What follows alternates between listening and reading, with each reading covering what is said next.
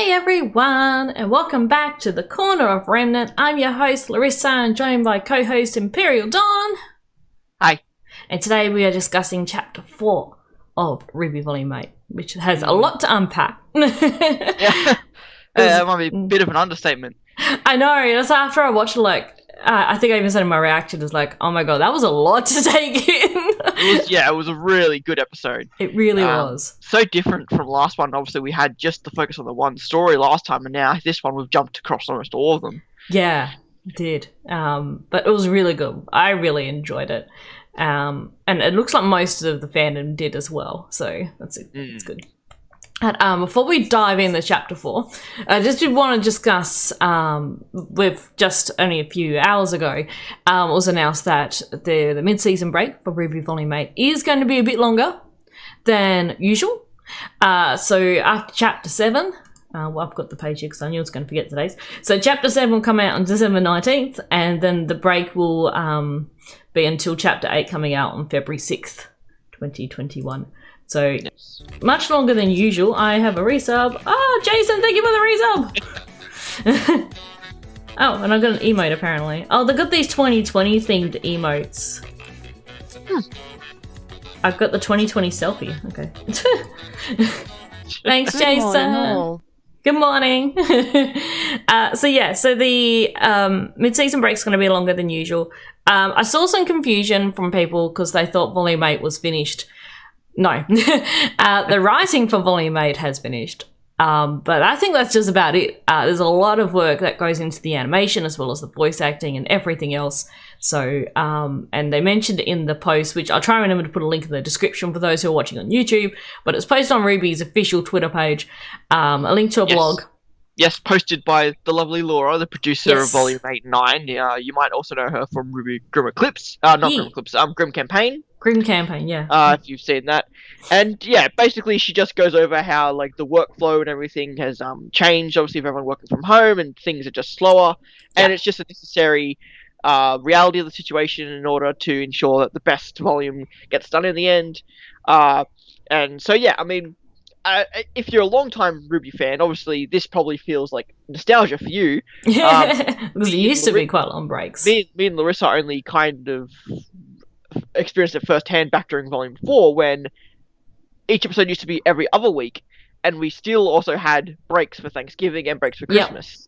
It wasn't until Volume 5 that it actually came out every single week, and even then you still had the Christmas Thanksgiving break. Then from Volume 8 and 7 we just only had the Christmas 1 week break.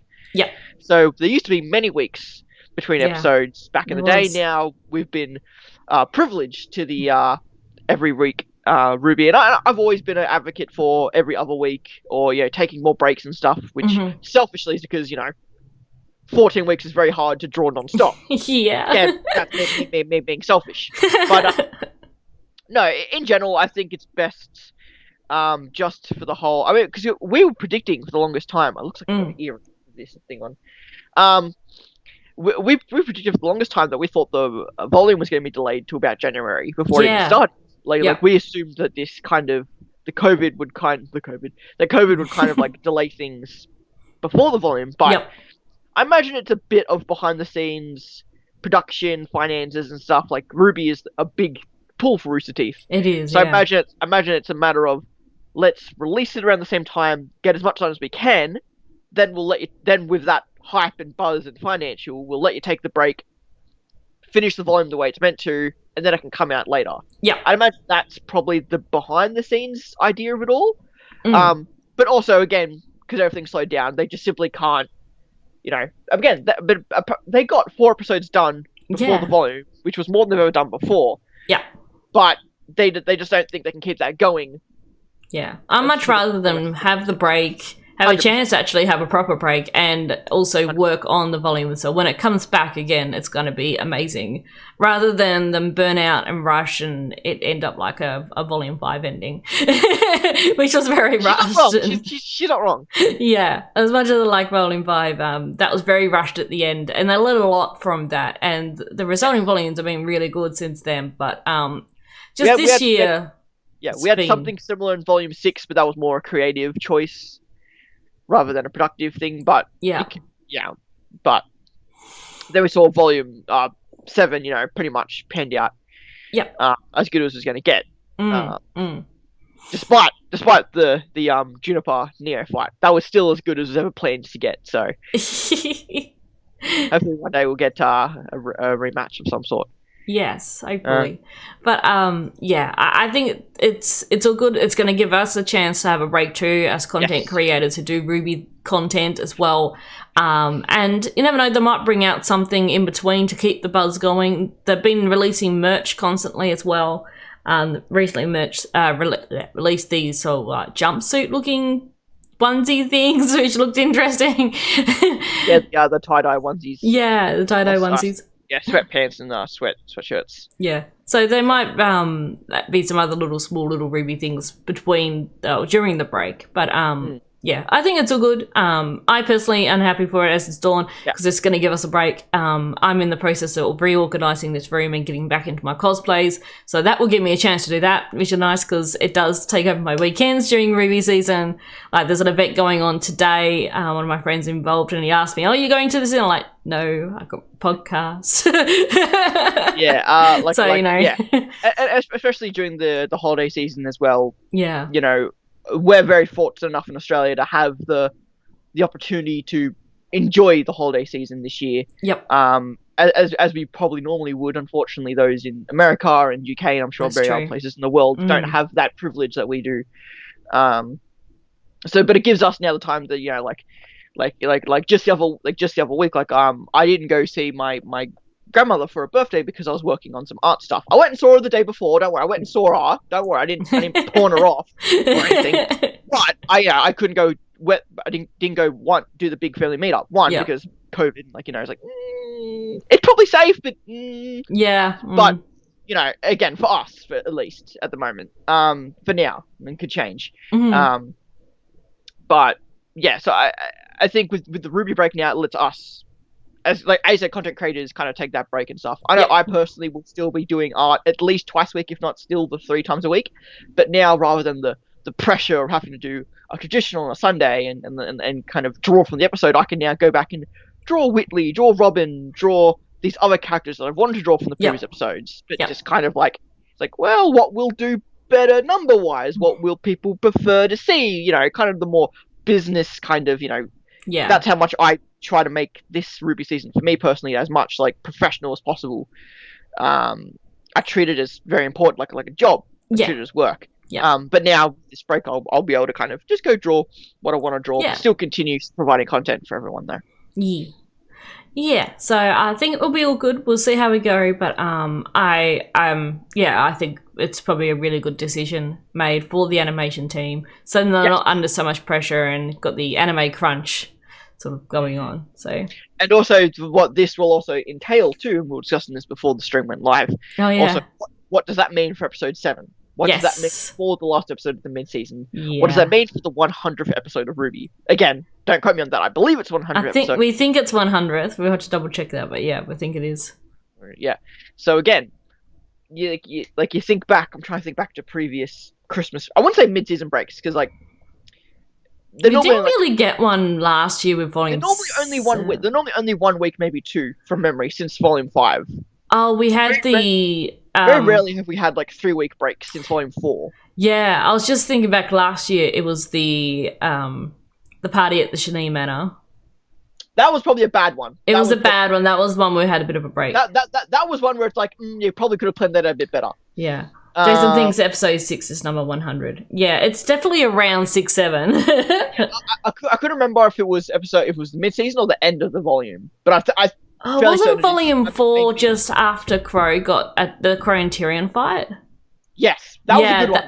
That was a good one. But again, with Volume 4, they had multiple breaks. They did because we had Connor and Remnant. Not Connor and Remnant. That was the Volume 5. The Remnant, World of Remnants. That's we what had I was the World of Remnants. World of Remnants. Yes. Between the episodes. Yes, correct. We did. And then I'm trying to think, what was the mid-season? What would have been the mid-season for Volume 5? I think that would have been. Oh, that's right. I think it was the Rest and Resolution episode. Oh yeah. So again, probably wasn't the best choice for a mid-season. No, I like that episode, but yeah. Yeah, but again, same with the Steam Manor one. to that be the cliffhanger episode to leave someone off I think 6 was the Welcome to Atlas with the Grim Reaper fight and arriving in Argus. Welcome to Argus, sorry. Yeah. I think that was the... Yeah, then we had to wait a week before we got the Silver Eyes explanation and stuff. Yeah. Yeah. Okay. That makes sense. And then, and then Volume 7 would have been, the Shaneen Manor. Shaneen Manor. So, yeah, so obviously, we got... Okay, how many red flags do we have at the moment? Let's just say for episode 7. Let's just say we obviously have Penny, Maria, Pietro and Maria with Penny, and Cinder now on the way as well. Now Cinder's on her way there. Yep. We're gonna have a bit of a talk about Cinder when we get there. Yes. I'm getting to the point now where I do hope we get a backstory this volume. Because I think we will. I'm a big positive person, but I can't say I've been the biggest fan of Cinder so far this volume. So hopefully we get something to kind of pull us back in. I've been patient with Cinder, I really have. We all have. So yeah, we've got obviously Ren and Nora. Yes. Red flags for those two characters. Because Ironwood, obviously with Crow on the warpath, or even Crow himself. And the Aesops, but I don't know. I'm not sure about the I don't know red death flags for the Aesops or anything. So I'm not sure. Interesting. But yeah, I think we should jump into episode, just looking at the time, and we've got a lot to unpack with this episode. And then, we can discuss our thoughts of, especially after the end of this episode, of what could be happening. So, the start of the episode was with Joanna and Crow again in the prisons. Robin and Crow. Talking about Joanna. Talking about Joanna, sorry. Yes. That was cool. I hope we learned a little bit more about Robin and Happy Huntresses. This volume has done a really good job of kind of re-establishing Robin. I think a lot of people took Robin the wrong way in the previous volume, and I think a lot of people didn't really like her. And I think this already have done a very good job of kind of getting to know her, reintroducing ourselves, kind of get to know her outside of the political spectrum. And I think it's done her a lot of good. The comparison of her semblance to Crow's was I never really thought about, and it was for Crow, but it makes sense because she can tell when people are telling the truth, and that would make things a bit complicated in relationships. Really good little addition. I do love that Eddie had to come out on Twitter and say that the fly bugging Yachni, not an American political reference to the vice presidential debate of this year, considering they wrote that and animated that 6 months ago. Yes. But I love how that I imagine when they must have seen that, knowing that I was going to show up in RWBY, they must have been just laughing their asses off. That was hilarious. That was very good. It's interesting. How did Fly get into that? How did Fly exist in Atlas? I don't know. That's probably a whole... It's a joke, doesn't matter. Yes. It's a Grimfly, who cares?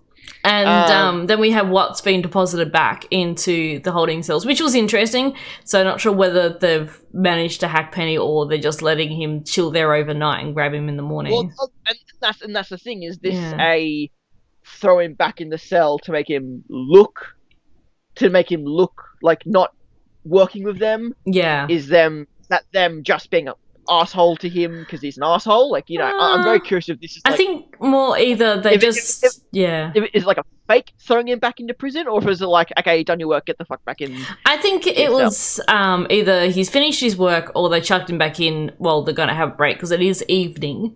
We know that. So everyone's probably going to take a break and sleep and whatnot, so they're just chucking him in there.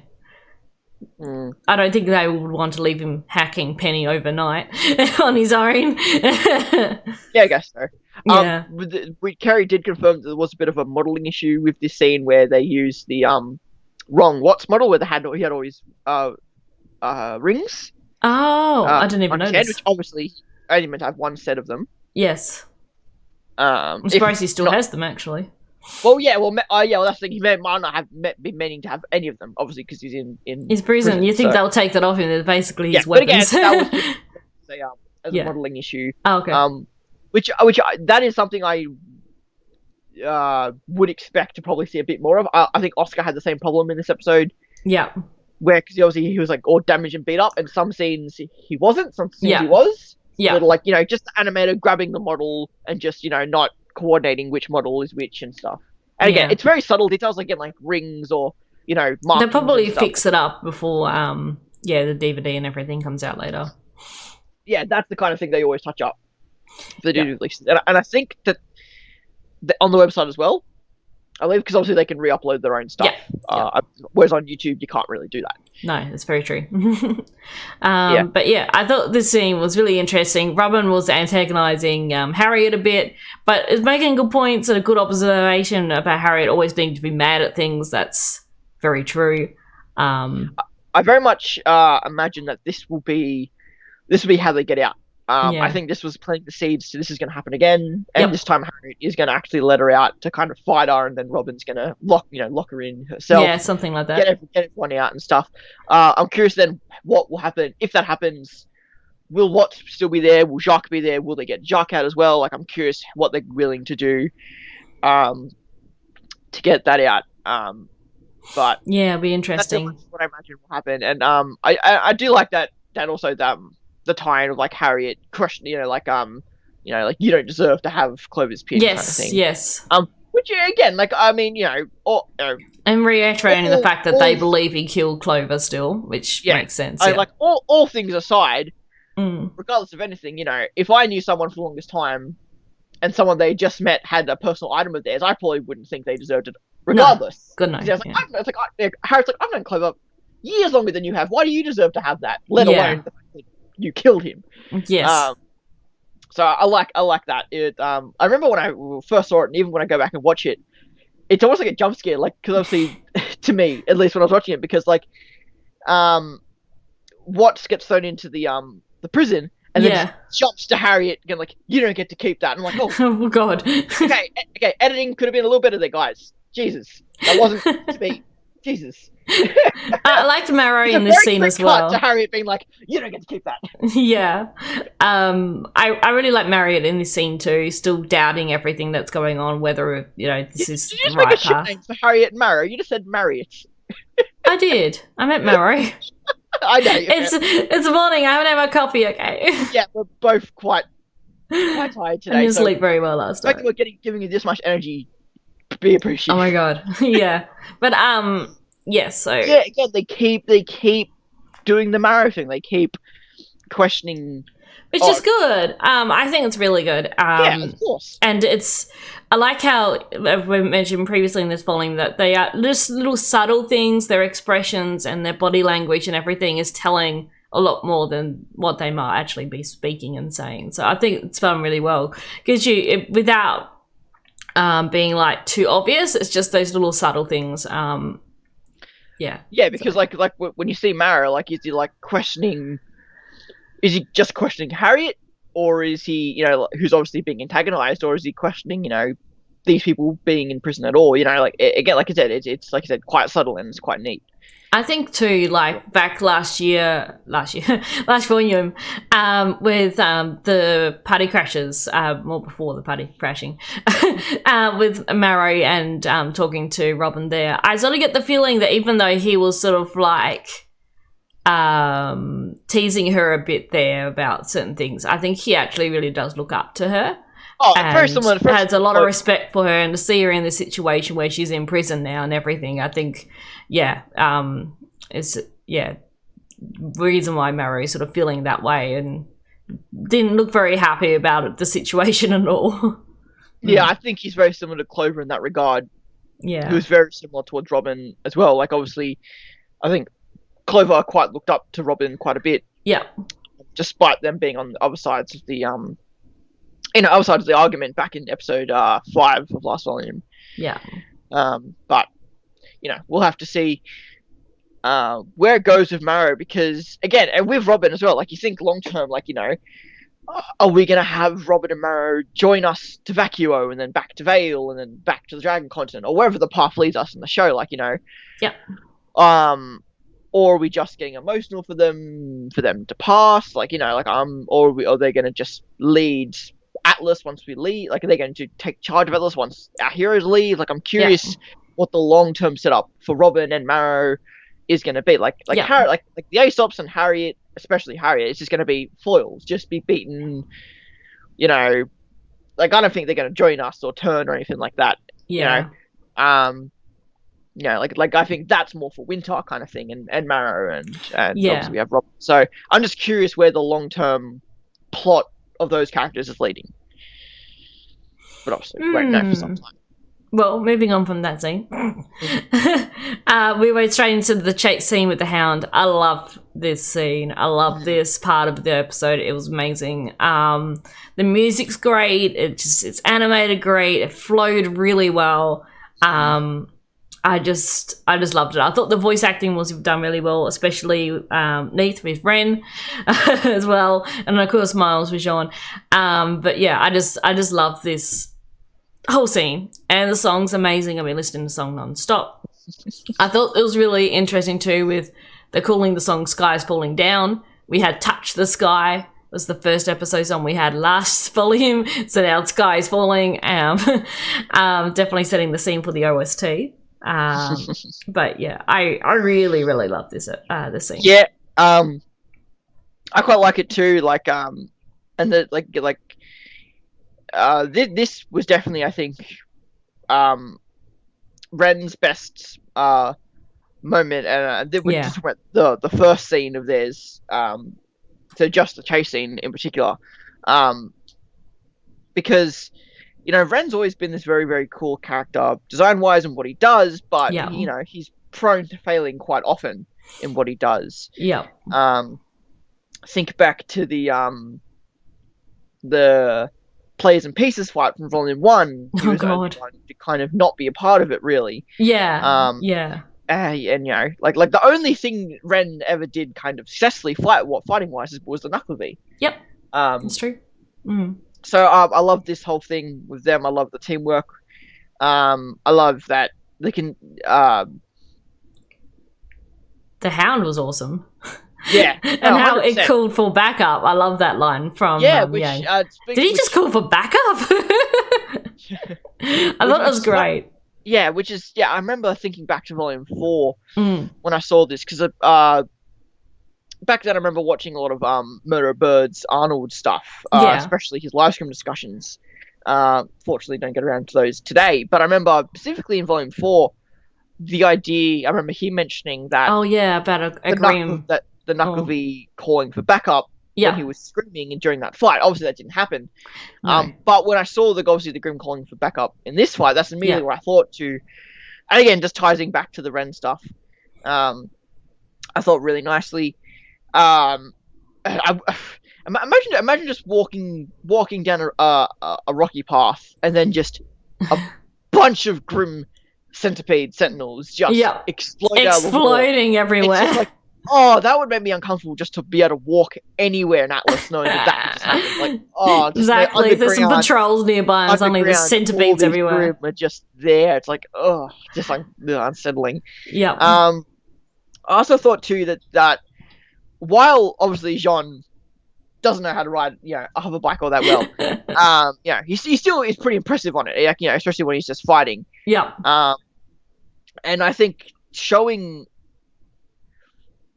how well Jean did in this scene, fighting on the bike and stuff, I thought really encapsulates and really makes the later point Ren makes. Yeah. Really, because Jean did really well. There was the goofy moment where, he got off the bike with his shield, and then Yang grabbed him. I loved how Miles voice acted that. It was hilarious. I just love Jean for that. He can be so out of his step, but he's still being amazing. And Jean, perfectly, just like you said there, perfectly how you said. Jean has this really weird feel where you think, okay, he's the bad character, you know, he's the lame character. He shouldn't be able to do anything. But it's been that way for so long. Yeah. That when he does something impressive, it also doesn't feel jarring. No. Like I watch Jean on the hover bike, I'm like, oh, Jean shouldn't be able to ride the hover bike. But then he's killing all these Grim on it, and I'm like, that somehow doesn't feel wrong either. No, it doesn't. Really, weird mix with John. I think as a how they character. just animate it, well, he's just doing his best and everything, you know, and I don't know. And like you said, he even does something really cool with jumping off his bike and using his gravity shield, but he doesn't do it flawlessly. No, it's a little clumsy. He does all these cool things, but he's always unbalanced doing them. You just hear go, Yeah. But no, it comes off really well. And I really liked Ren just like hanging on to the hound and just trying to catch up to it and get it to get to Ren. Just like, hold on, Ren. It's like, I don't have a choice. I love like the simple things of like trying to slow it down by grappling rock and trying to keep it slowing down. Yeah. No, it's all really, really cool. And like when Jean throws out the shield and uses as a rep, which I remember thinking back, and I'm thinking, because I remember thinking back to episode 2 when he first used it, and I'm like, well, didn't it? But it could stop the hounds. But then you go back and watch the episode, and the sabers stop. Yeah. They stop in front of it, and they go to attack it. They don't run through it. No. Because obviously, I remember when I first saw the bike, and I'm like, we should. It's at first it was weird to me that the shield kind of like moved in any way. Yeah, but I guess it was stand upright. Yeah.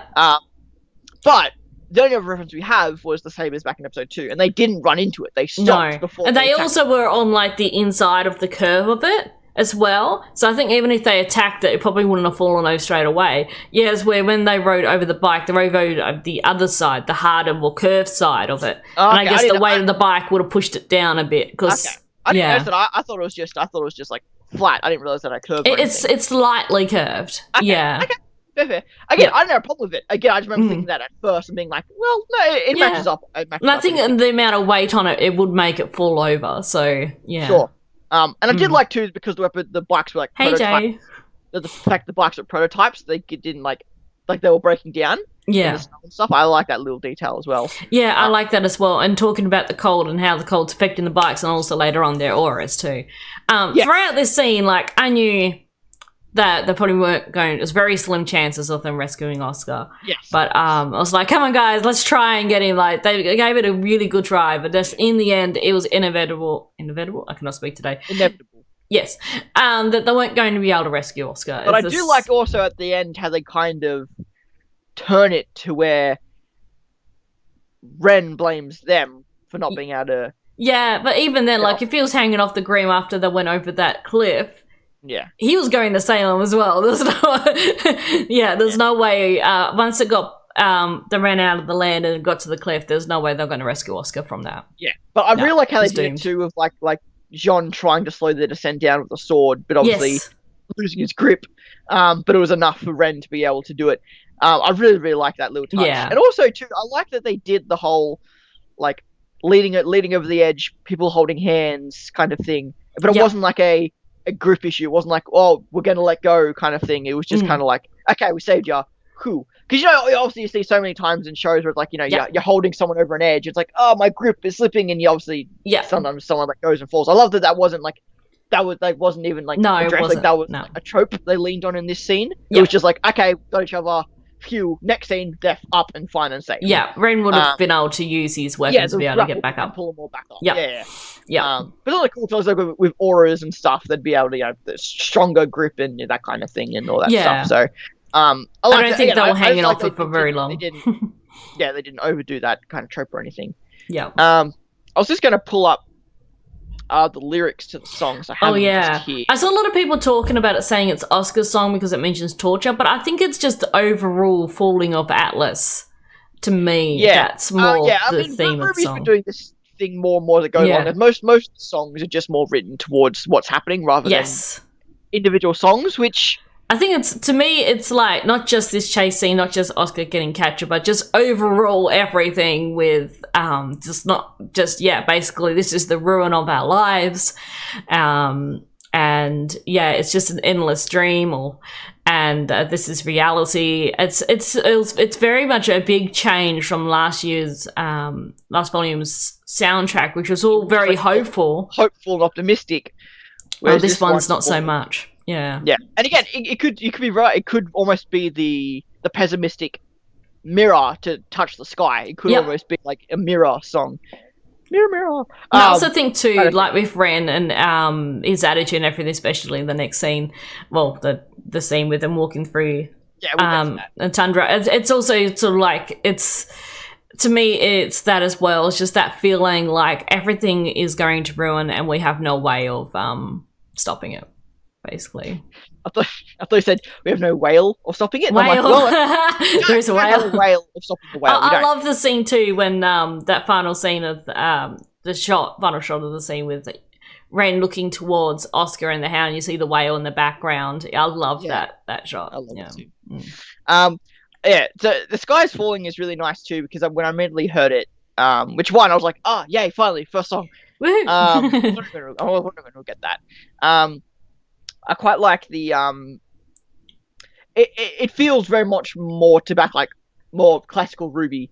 Yeah. Whereas a lot of the sound design in this volume so far, like whenever you see Salem or the Hound, it feels almost very different. We said that previously. It feels like they're going in a different direction with those sound cues. Yeah. And obviously with the intro, which was seemingly more like inspired by Casey's her own genre of music rather than the classical style. It was, and that's called The End, people were calling it. So we got The End and The Sky's Falling. So it's very nice to kind of feel, rather than trust, love, and touch the sky.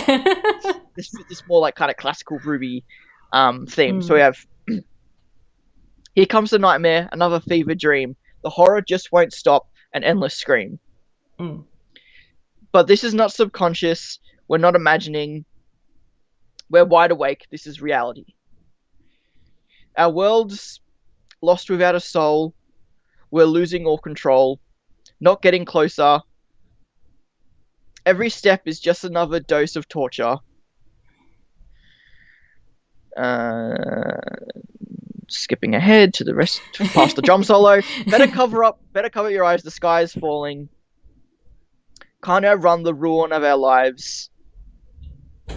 Be prepared. We're near the end. The final days are calling. Hold on now. The sky is falling. The sky is falling down. Yeah. So I mean, that was the first time. That's the first time I've ever actually read through the lyrics.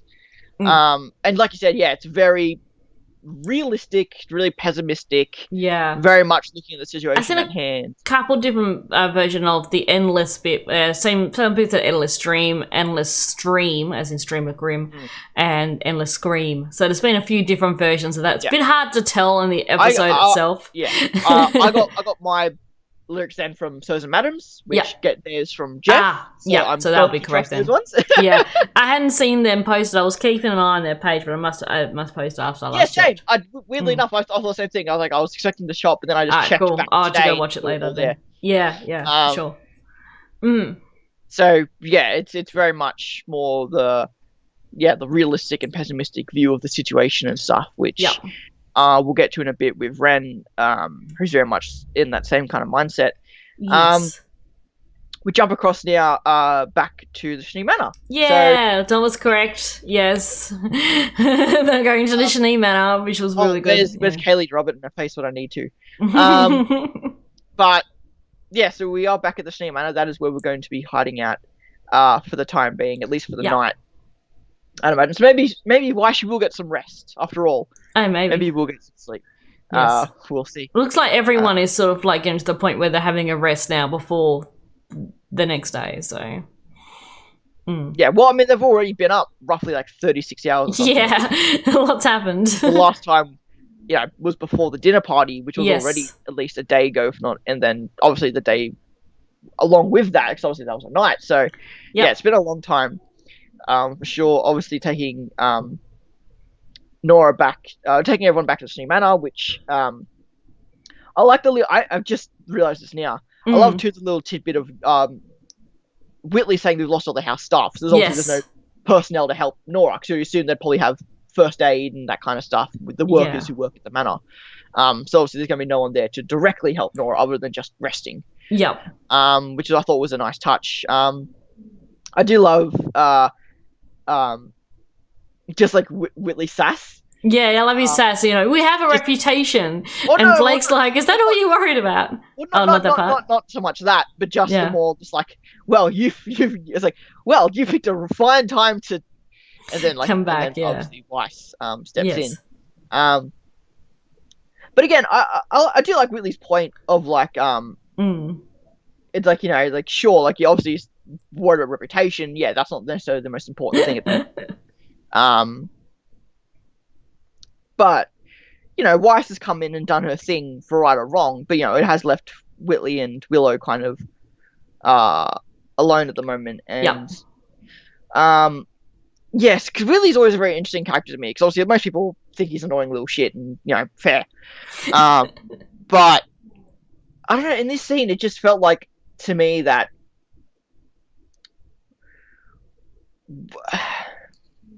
I feel like at the end there Whitley was willing to help. Yeah, in some way. In a way. Be like, and again, he looked a bit lost. It's very much this idea that, again,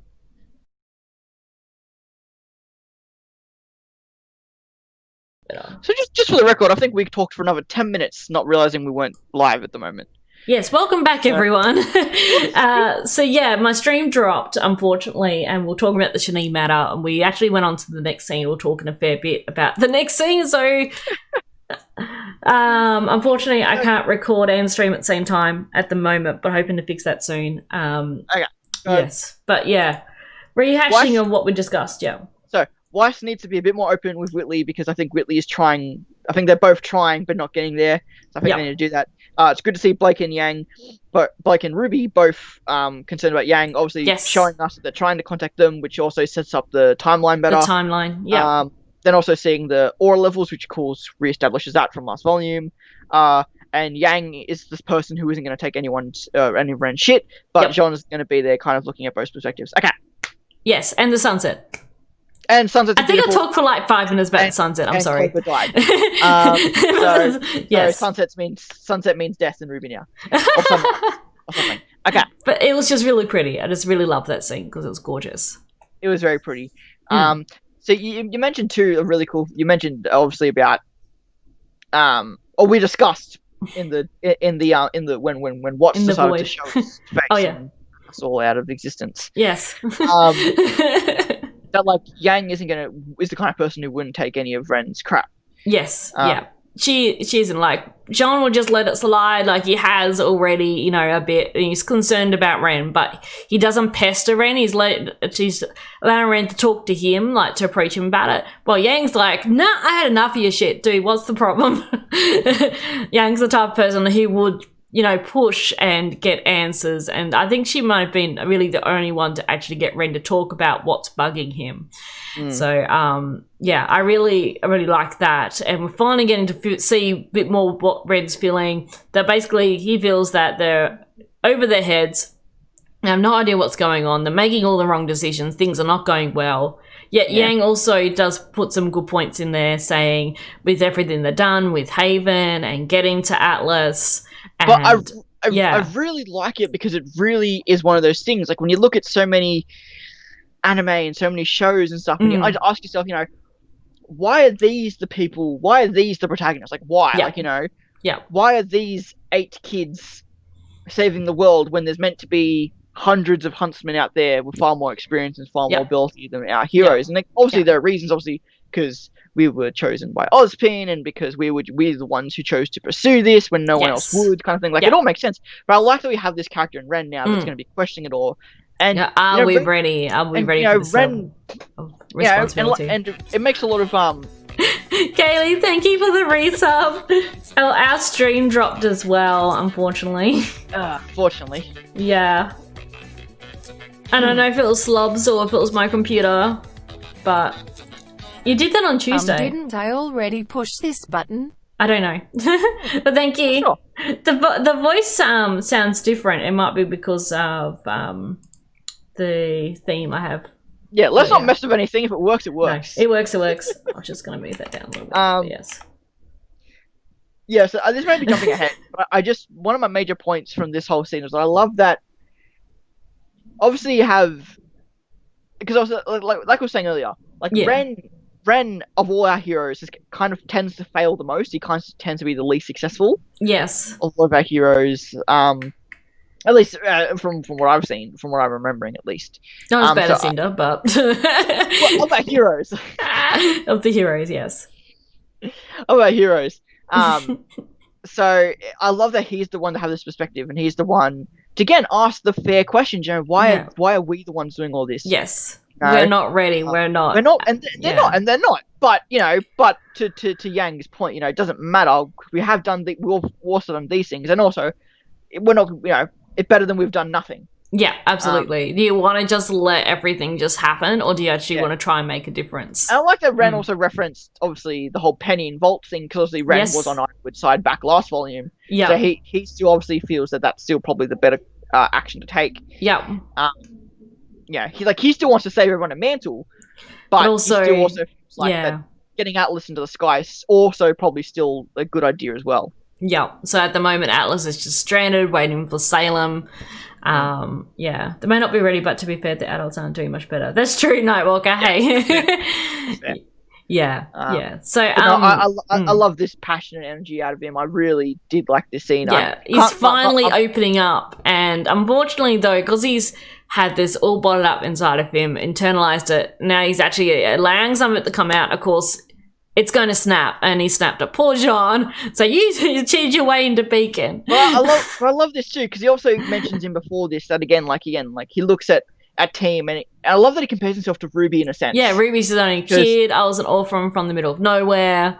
Yeah, but I'm thinking back to this too. Like, you think how much Ren probably struggled throughout his life. Yeah, obviously before they got to Vale, and you think about it, it makes sense that he would kind of. He's not obviously an arsehole, so he's not going to bring it up. But I love this idea of this kind of like, you know, I struggled my whole life. Yeah. I finally became a huntsman. He trained to be able to get into Beacon, and now I'm failing at it. Yeah. And then look at you. Yeah. You cheated your way into Beacon. And who's it feels like he's not worthy, and yeah, it feels like he's not worthy. But I like this idea that he also is mad at John. Yes, he's probably never really spoken about it. He didn't have to work as hard as Ren did to get in the position he did. But John still has worked a lot harder since. John is more successful than Ren at the moment. Than what you know. While Ren's had to work so much harder, and yet John's showed up, cheated his way in, has this amazing semblance. And you know is loved by everyone and is kind of praised by everyone for how hard he's working. And Ren never gets any of that stuff. I can really see that. Like this kind of like subtle, not retconning of a problem, but this kind of like subtle. He's been internalizing it all, and he's actually now is speaking his mind for probably the first time in a long time. And unfortunately, yes, that's John. I do like John in this scene. Though, he goes, so you don't think we're ready to be huntsmen? Fine. But I'm getting out of this cold. We've still got a job to do. And he just stalks past with the bike. And it's very similar to the whole idea of the argument back in episode 1, where it was like, you know, can we save Atlas or can we do what we do now? And I love that kind of John threw that back in Ren's face. Yes. Of like, okay, fine, let's do what we can do now then. And stop worrying about that and go and get out of the cold. I like that he kind of threw that back in his face. Yes, yeah. And and then Yang's like, you know, do you just keep pushing everyone away and stalked off as well? Well, yeah, because obviously Yang was the one who's kind of looking at Ren and Nora back last volume, like obviously in the scene when they were on the airship. Yeah. They kind of held hands, and Yang was the one who's kind of looking at obviously comparing them to her and Blake in a sense. Yep. And also ties back to Ren's outburst at Yang, or about Yang back in episode 6. Yeah. To Nora, like, you know, Blake and Yang and what they are, and Ren was kind of the one who, you know, was questioning it as well. Yeah. So again, I like how there were actually a lot of subtle ties to this kind of team and Ren and Yang. Yeah. Because the only interactions they've kind of had was like the hug back in when they finally met up in Argus kind of thing was one of the only other interactions I remember seeing. All the in episode it's 5 really nice just seeing these three together because very much. Yeah, even though we're seeing John and Ren together, but Nora's always been there as well, so it's actually really nice just to have the three of them on their own. So.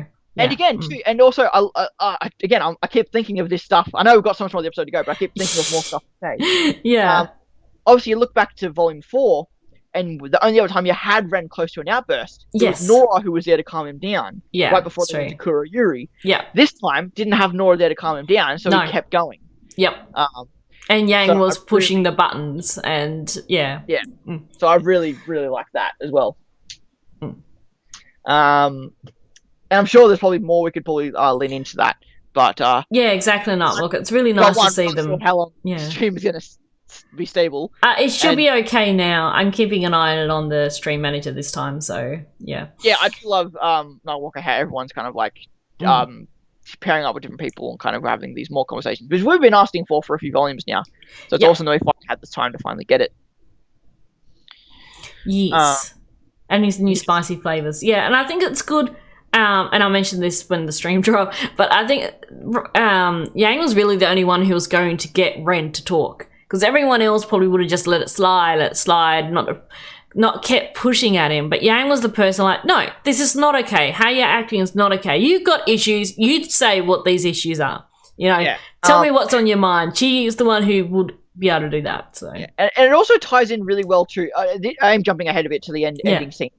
Oh, but, yeah. Well, really we can talk about that, then get to the rest. It really ties in well, because obviously you have Ren talking about, not being worthy, shouldn't have our license yet, we shouldn't be in this position. Again, they should, but they making all the wrong decisions, and everything's going to shit. And obviously you have Jean there as well, kind of trying to back it up, and obviously he gets it thrown in his face as well. Yeah. And you think of Yang being with these two people, and you think, because if there's anyone who probably should be in this position, someone who deserves to be and probably can be, it probably is Yang, because she arguably she's the best huntress of the team. Yeah. But she's also the one who wouldn't let shit slide either, so... Yeah. But she's the best huntress other than what would have been Pyrrha. Yeah, that's true. So I love that mix too, of the idea of these two people, who again are probably the two weakest members of the eight of our heroes, I'd probably say. Everyone puts Blake down at bottom low, which I never get that. But, no. But I'd say Jean and Ren are probably the two lowest on the tiers. So I love seeing them interact with, again, the best huntress like they did back to Pyrrha. And except this time Pyrrha isn't as kind as Yang isn't as kind as Pyrrha was. No. Like I said, not going to shit. But I love that, Ren is talking all this true ideas of being a huntress, not being worthy, talking to the one person who probably is worthy and probably should be in this position, because again, she's the daughter of Tai and Raven. She's probably the daughter of the two of the best huntsmen ever, assumingly, kind of thing. Like Yang is good enough to have a license, is good enough to be here. She's proven that. Which then ties in really well at the end of the episode, when Yang is the one to tell Jean, you've worked hard, you deserve to be here, which I thought was a really nice touch, that the best huntress... Yeah. And she's like, I'm sorry he said that to you. We know you've worked hard to get here, John. And I thought that was really nice. It also made me think of when they first met, when John was vomiting after being on the ship. It just reminded me, both of them have come such a long way from first meeting at Beacon. And I thought it was really nice for Yang to say that, I'm sorry he said that to you. You've worked so hard to get here. Yeah. I just love the idea that, the best huntress back in the day was Pyrrha, and she was the one always supporting John. And now you have Yang, who is the best huntress, is now kind of reaffirming that in John. And I think Jean, would be very, honored to that Yang kind of like said that about him, and kind of again just to have like the next best huntsman always kind of be at his side the way Pyrrha was, I thought was really nice. Yeah, and also how Jean says, I used to push people away too, probably thinking of Pyrrha, and how he kept pushing Pyrrha away as well throughout the whole time. Yeah, the blondes are really muted. But I also like how John said to Ram before he went out to brood in the cold, that, if you keep acting this way, you're just pushing more people away, and you've got to be more alone. And how he had experience with that. He's obviously thinking, of course, of his time back at Beacon. So, which was nice Volume 1 callback to arguably the worst part of the show. Yeah. It was a really nice, callback to that. We've had a lot of little callbacks to previous volumes so far this volume, so it's been nice. But I do like how Yang works in, if anyone cares, I found a part to fix the bike. Yay! Good news! But I also do like this little part too, where Yang was fixing the bike, and she sort of paused and says, do you think she thinks any less of me for not helping with Amity? And John automatically assumes talk about Ruby. So Ruby's your sister, I'm sure she understands. And Yang's like, yeah, Ruby, sort of thing. I've seen a lot of people confused about this thing. She's talking about Ruby. No, she's not. No. There's a body language and I just like, yeah, Ruby, you know. Yeah. It's like when you're talking about something very vaguely and someone just assumes, oh, you're talking about this. And you're like, yeah, that, sure. With that, because you don't want to admit actually what you're thinking, talking about. I haven't seen people necessarily confused about it. I did in the comments on the episode. My experience. Yeah. I've more seen people saying, well, I've seen more people saying, well, she should have talked about Ruby because that should have been that should have been what's important, not some booty call of Blake or whatever. And again, like, I'm not the biggest fan of Bumblebee. I've said this 100 times before, and again, talking to you about it, I'm fine with it. Reading anything about Bumblebee on Twitter or anything, I don't care. So I think too, it's one of those things where it's like, I liked it when I saw it in the episode. Yeah. Every time it's been brought up afterwards, I just don't care. Well, one thing I thought too was with this is that Yang knows Ruby and knows she'll be fine. She's more concerned about what someone else is thinking of her. She knows Ruby will forgive her and their sisters, and this is probably not the first time they've disagreed. You know, it's the first time we've probably seen it. I think she's more thinking here with Blake, it's just more like, she's going to think less of me because I chose to do this rather than go with her. Regardless of the context of why. Yeah. It's regardless of anything, it's still a question we were wondering, because again, like, Blake didn't have a comment on anything of why, she just went with Ruby and she didn't question Yang or anything. So it's good to finally get that kind of question of how those two think of each other. Sure, again, regardless of whatever. And it's nice that we got, like, last episode we had the chat with Blake, Weiss and Nora, which is another pairing we haven't really had a good discussion with. So it was nice to see that, and then we get this sort of discussion, of course, with John. And I do like too, like, obviously it's a nice little callback to kind of Jean never being able to realize how Pyrrha felt. Yeah. In the same way he didn't really realize what Yang was referring to. Yeah. I thought it's a nice little kind of just like a nice little character consistency of Jean. Well, John was obviously thinking of Ruby because he saw their disagreement, that they disagreed on that, whereas, And again, like for the first time seeing them disagree. And like, it's always one of those things where, like you said, like, and you're always, again, like, Ruby and Yang had that discussion. They know how that, like, they talked about it, they had an argument, they disagreed, they moved on. Whereas, again, Yang never got to question Blake about how she felt about the situation. Because it was interesting too, like, Blake had brought it up a little bit too about Ruby and Yang, and Weiss is like, they're sisters, they can have different point of views and disagree on things. Like, again, like, and like I said, Yang shouldn't need to question the Ruby thing. But again, if you are in a new relationship, let's just say, that is every decision you make, everything you say, you're going to question more than you would normally because you're trying to keep that good impression. Yeah, well, that's the thing. Yang's like, do you think she'll think any less of me for not going with her, basically? Yeah. And so again, I like that little, it was subtle, but I really like that little touch there. Again, I like Bumblebee, but I don't like people talking about Bumblebee. I don't know why. I think more not just as a ship and, being in an actual relationship, more also as friends. They've been through so much. And since what happened with Adam and everything, this is the first time really they've been separated. So Yang is thinking on that. I go, oh, does she think any less of me? I didn't choose to go with her. I choose to go with the others, sort of thing. So not necessarily an actual relationship. Yeah. Which might happen and again, at the end. I think that's just at the bottom line. That's it is for me. As someone who, you're way more concerned with judgment of someone who doesn't know you your whole life. Yeah, exactly. Because Ruby knows Yang, and even though Ruby's concerned about Yang and the others and everything, I know Yang will be not too worried. Ruby will be fine with her and they'll make up and they'll be fine. But she's worried what Blake thinks. It's just a weird thing of me that, like, until something is, like, official, then you shouldn't imply it as such. Yeah, there's been hints so much. Yeah, I think I don't know. Not to get too personal, but, like, I've had that in my life a lot where people have kind of assumed shipping with myself and other people, and it kind of tends to ruin the relationship before it even starts. Yeah. So I think that's where I come from when it comes to shipping.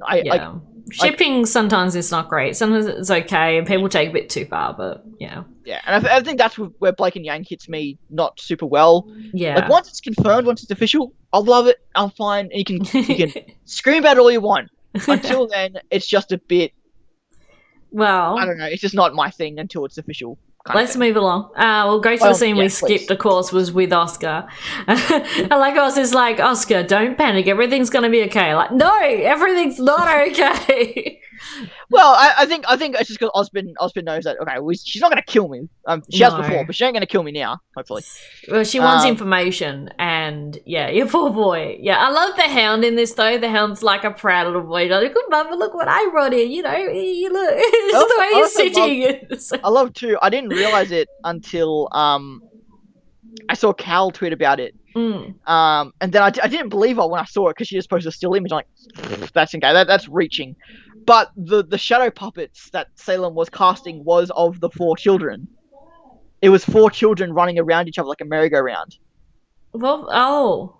So when it pans up and you see Salem in the darkness and she's kind of like twirling a shadow, like a smoke, it's actually the silhouettes of the 4 children that they had. Oh, really? And you can hear children talking in the background very, very quietly. Yeah. Oh, I didn't even realize. I missed that completely. I had to rewatch that scene. When I first saw it, she's like twirling magic, and I'm like, what is she doing? Yeah, so it's like a shadow thing, yeah. But it's 4 silhouettes of the kids that died.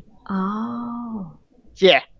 Again, like my long lost Ozma and stuff, and okay. Yep. Yes. All right. Cool. Yeah. I missed that completely. I'm only gonna have comments all of my reaction. You didn't mention it. I didn't say this. Like, I'm sorry. I missed that. No, again, I did not. I completely missed it as well. Yeah, until I saw Cal tweet about it, and then Eddie was just like, "Yeah, ... Right. Okay. Again, little touches. Yeah. And I love the little detail too of Sailor mentioning that this host of yours is so much smaller. So I'm curious if Oz doesn't normally, like, I wonder if this is like a special case of like, this is quite a young of a host for him to normally have. Yeah, normally. Well, we've seen him past ones. At least his first one he melded with was an adult. First one he was an adult. So it'd be interesting to me if that was like a just talking of reactions, thanks, bot. I don't know. We all miss things. And yeah, I didn't even see that. And Salem also mentions how long has it been since we last saw each other? Yes, actually face to face. Assume that was probably assuming that this actually happened whenever that Volume 1, Volume 3 talk happened. If that was possibly talk happened, I'd assume that would have been the last time they met, and whether or not that was Ozpin or the King of Vale or even don't know. Yeah. But if Summer did die to Salem, then you'd assume that Ozpin, the headmaster Ozpin, probably had met Salem in that lifetime. Possibly. Again, it's hard to say. It is hard to say. We don't know too much about his recent hosts, besides the one with Oz, of course. Ozpin, I should say. So, yeah. And I love how Oscar put on the Ozpin voice. Yes. This reunion's not living up to your expectations. And then you see the wrinkles and Salem's face, like, bitch, don't you fucking play with don't you dare. She's like, I'd say they probably have met since the first time when she killed him originally back at the start. I'm sure they probably have met face to face since then. If they had seen each other somewhat recently. Like I would say so, but we don't know that for sure. In relevance perspective, which is like millions of years. Yeah. Recently. Yeah, I would feel like they have. But again, also face to face, they could have communicated in other ways. Not necessarily face to face, so can't say for certain. But I do like how Salem was willing to be civil with him, seeing that he wasn't actually Ozpin yet. It's like, hey, you're not Ozpin. We have a better working relationship. Ozma, maybe we can actually... And it's interesting, you could tell when he was lying and when he wasn't lying. Salem's lived for so long, roamed this world for so long. Poker face is bullshit. She can tell. She can tell. Experience. Absolutely. From that time of roaming the world and everything, it's like she mentions the next scene about having patience. Yeah. So, I really liked how she was able to tell when Oscar was lying and not lying.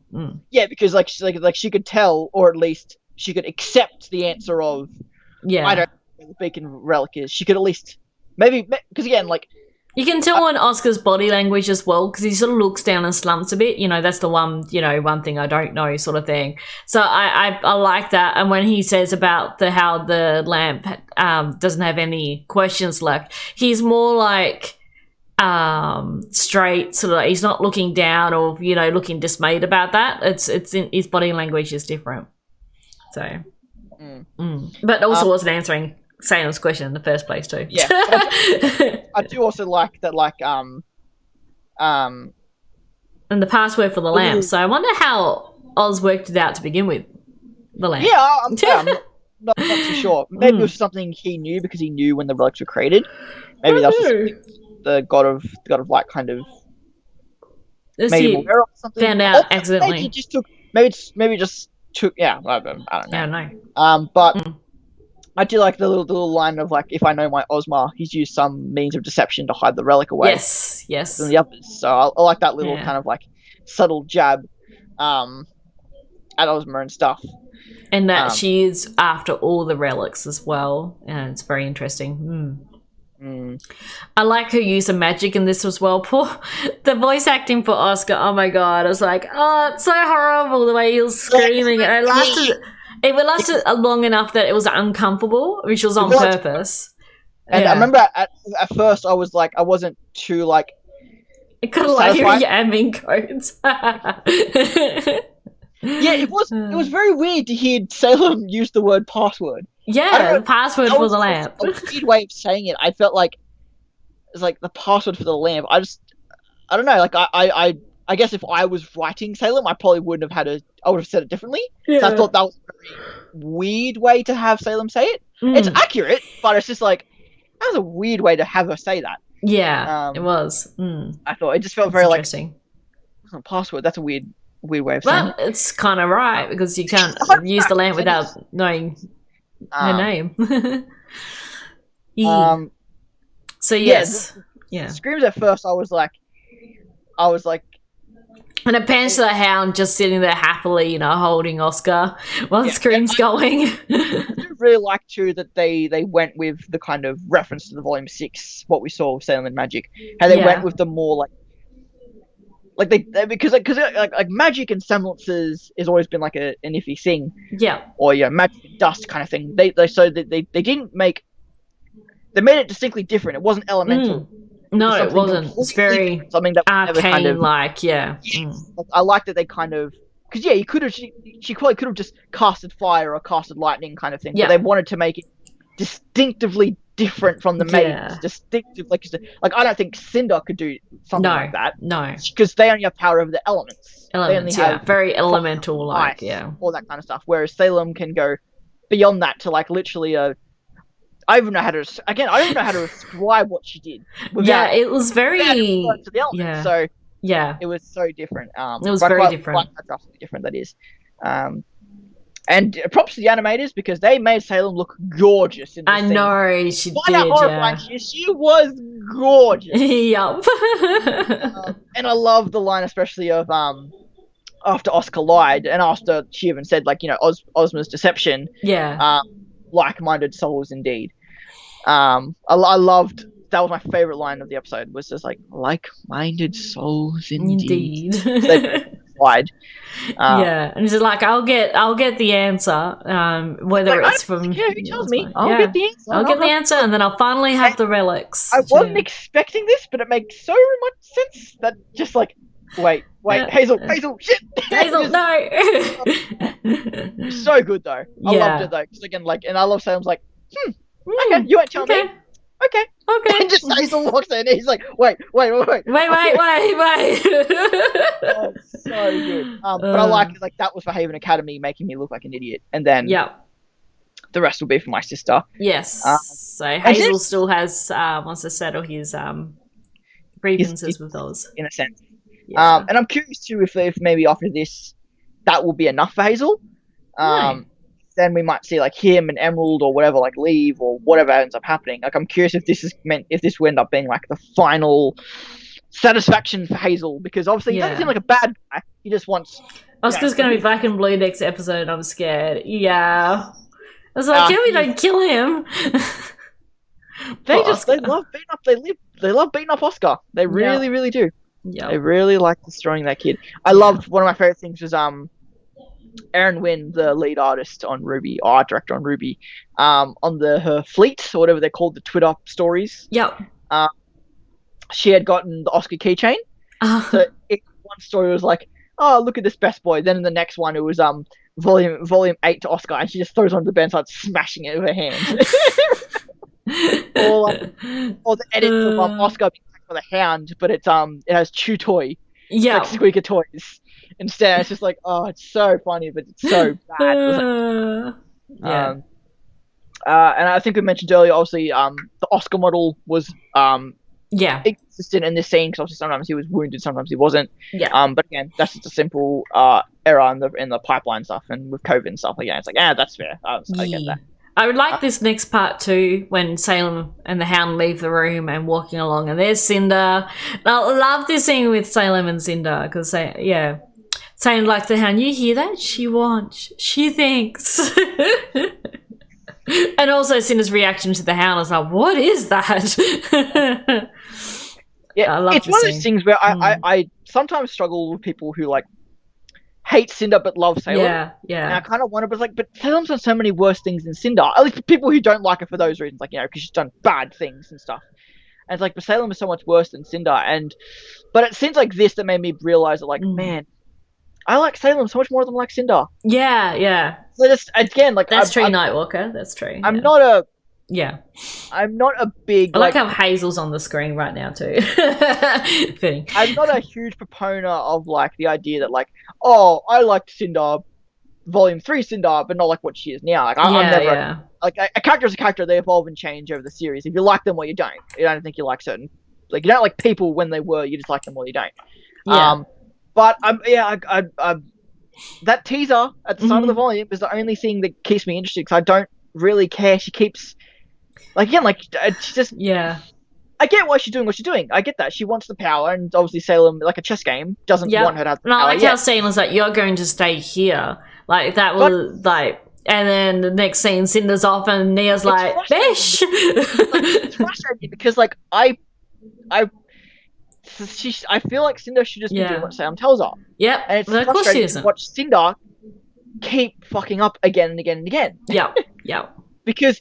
I don't think this volume is going to end with Cinder getting them Winter Maiden powers. No, it's not. I hope it does, with Penny not being dead, of course. Yeah, somehow. well, that's kind of... Because, again, it just feels like all we're leading to is Salem exiling Cinder again, or Salem killing Cinder. Yeah. And it's just like, it's frustrating because I don't want that to happen, but it feels like that's where the story is going. I also feel, though, like Salem knows Cinder is going to leave.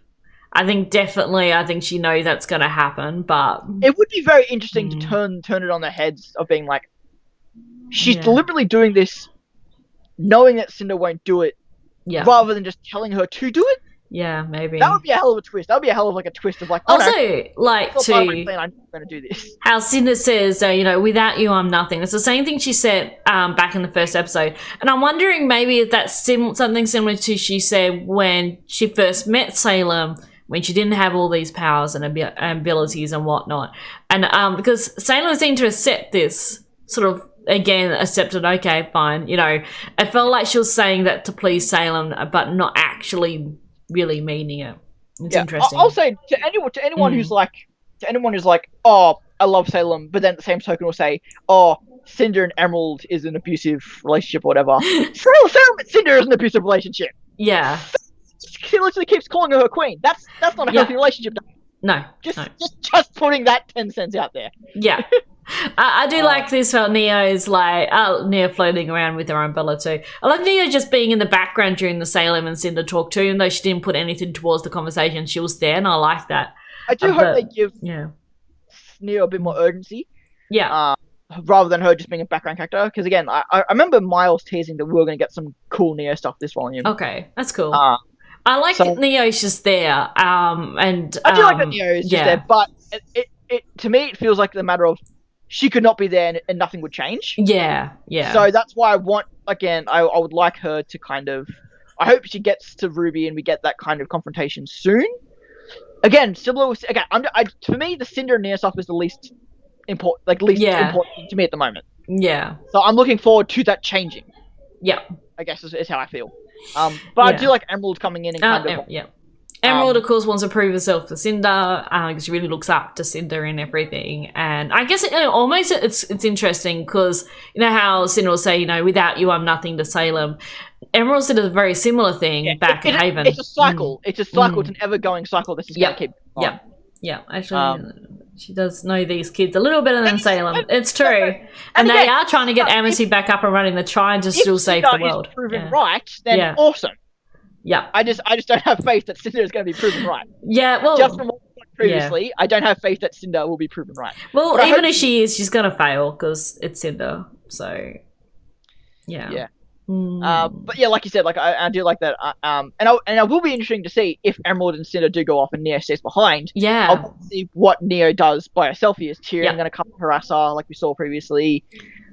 Is Salem going to confront her and kind of tell me what you actually are here for, kind of thing? Like, does Salem trust Neo? I doubt it. Yeah. But again, this is just another one of Cinder's assets. Yep. It'll be interesting to see what happens there. And we got the last shot from the trailer too, with Cinder looking out over Alice. We also did get the Yang's reaction. Obviously, it was. Yep, and we also got the bike scene. So I think we've got everything now from the trailer. Yeah. I think Eddie tweeted out recently that it was like Well, Neo and Emerald Battle of Illusions. Ooh, that would be interesting. I remember Eddie tweeting out early in the week that all the trailers are done now. Yep. Interesting. Like, damn you, Eddie. Damn you, Eddie. I don't think we've gotten the thumbnail or anything like that yet either. No. Yeah, I was going to ask. The last thing we haven't touched on, of course, is the final scene of the chapter with going to the eyes, the cracks in the eyes. I didn't think of it till I was watching it later, and it reminded me very much. I went back and watched the scene from Volume 3 with Kevin the Dragon. When Kevin came out of the hill. It reminded me very much of that, and that's what made me think now, what's under the ice? Is there a grim under the ice that's going to come out with all the negativity and shit going on? Is this their big grim like Kevin was, or like the Knucklevi kind of was in this story? Is this what's under the ice? and also it ties in obviously to the intro. Yep. Yes, of course. Quite more literally than I think we were expecting. Yep. And how John says, things always get worse. Yep. Things are about to get worse. Again, this one has been consistent in that we've had one-word titles, we've had dark openings. How did Dinosaur get auto-modded? I don't know. There you go. So we've got the... It could be a dinosaur, the one-word intros, we've got the black fade-in intros, and we got the cliffhanger endings. Those have been consistent in all episodes so far, and I hope that continues. Yes. Yeah, it could be a dinosaur. It makes sense to have because we had the Treks. It also reminded me too with the Knucklevi in particular. I remember the scene where it had the big footprint on the ground, and Ruby and John walked it just before Kira and Yuri. The big footprint, so it reminded me of that too. Yeah, dinosaur got automodded. I don't know why. That's what the what's for. So interesting to see what happens. Well, I think we should be wrapping because we're already over time, and yes, and we're both starting to yawn. So I think there's a good point to call it.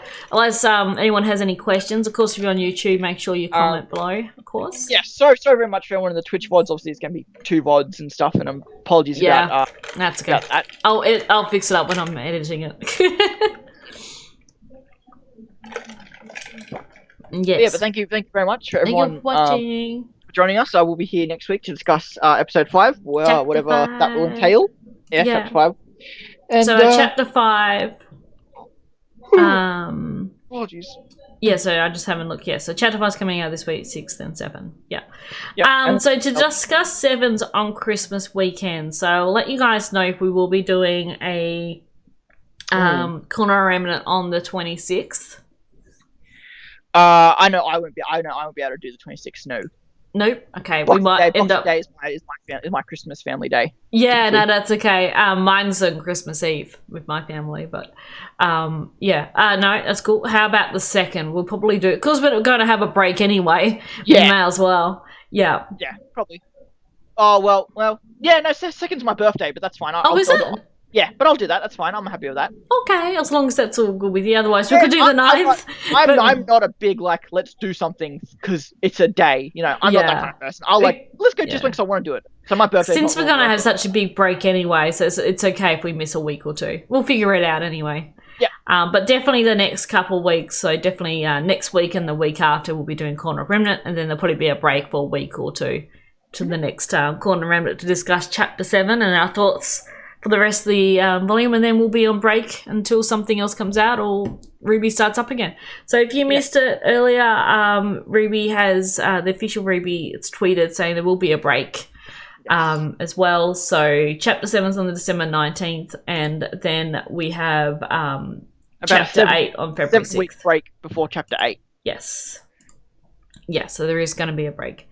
It was a good episode. I really enjoyed Chapter 4. So far, it's my favourite episode of the volume. I just loved it so much. Looking forward to Chapter 5, though I do have the feeling things are going to keep going downhill, especially with how Chapter 4 ended, that ominous look of the ice. So things are gonna get worse before they get better. I'm just thinking like what could happen, and I'm trying to think.